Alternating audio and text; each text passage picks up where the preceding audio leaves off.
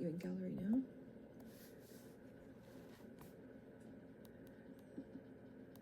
All right, there you are. And Steph, the stage is yours.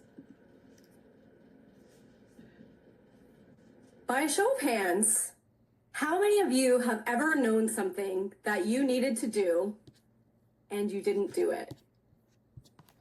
Maybe it's the workout you keep putting off, the conversation you keep avoiding, the version of yourself that you keep promising you'll become starting Monday. We all know what we should do. The gap is not knowledge, it's the standard. And I want to talk to you today about what happens when you finally close that gap.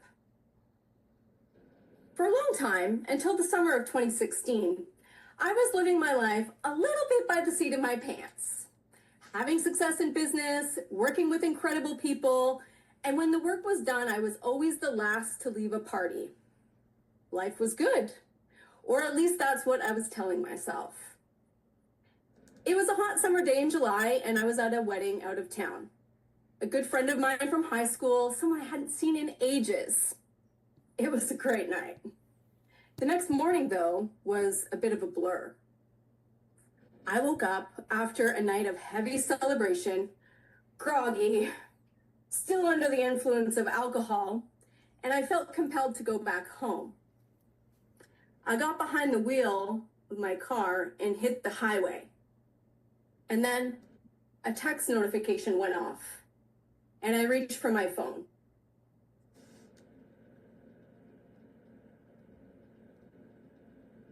I opened my eyes to police officers peering down at me from the top of a ravine. My car had rolled twice at highway speeds. My seatbelt saved my life. I walked away with a concussion, fractured ribs, and a seatbelt burn across my body.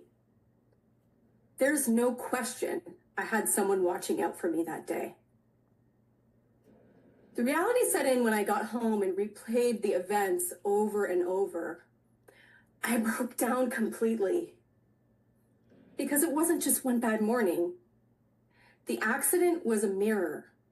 And what it showed me was a woman who had been drinking too much, playing small, and calling it living. The first time I saw my son after the accident was surreal. How could it have ever been possible that my little boy wouldn't have his mother? For my own mom to put her through that. For all of the people I still had yet to impact. This was the universe shrinking me up. And well, it worked. But here's the thing about wake-up calls. The moment passes, the ribs heal, life gets busy again. What kept me going was a little boy who had no idea he was holding me accountable. Every time I looked at my son, I felt the gap between who I was and who he deserved me to be. I didn't want him to inherit my patterns. I didn't want to be the woman he watched every day, to be someone who played small and numbed herself to get through it. He was my reason to finally stop and start again. So I made a decision. I began a journey of personal development, investing in myself for the first time because I believed I had a future worth building.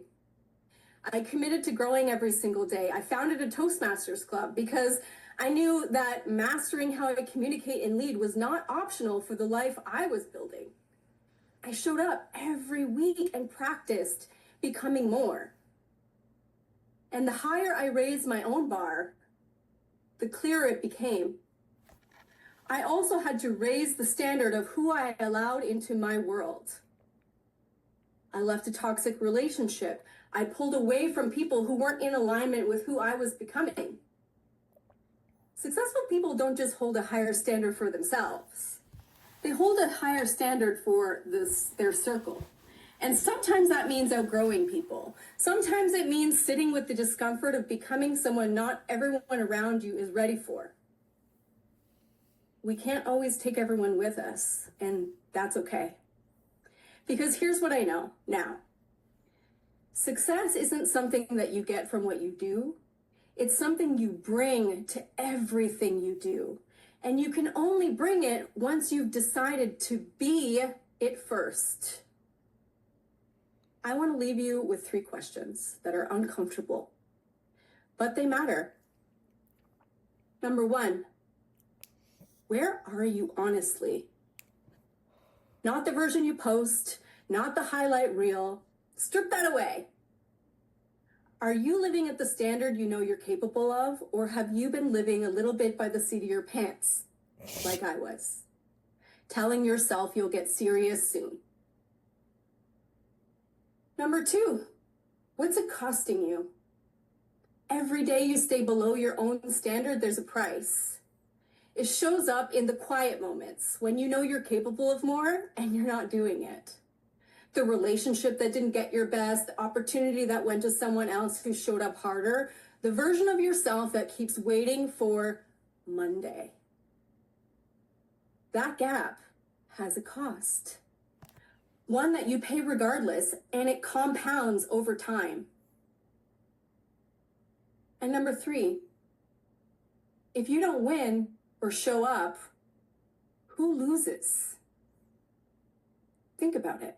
Your kids, your parents, your team, the people who are watching how you show up and deciding what's possible for themselves based on what they see in you. The secret to success isn't a strategy, it's a standard. When you set for yourself, your habits, your mindset, your circle, and when you hold it high, especially when it's hard and especially when no one's watching. But here's the part no one talks about. Before you can raise that bar for anyone else or anything else, you first have to decide that you are worth that standard. Yeah. Yes, you. I almost didn't get a second chance to make that decision. You don't have to roll your car to make yours. Raise the bar for yourself, for the people counting on you, and for the version of your life that has been waiting. Thank you.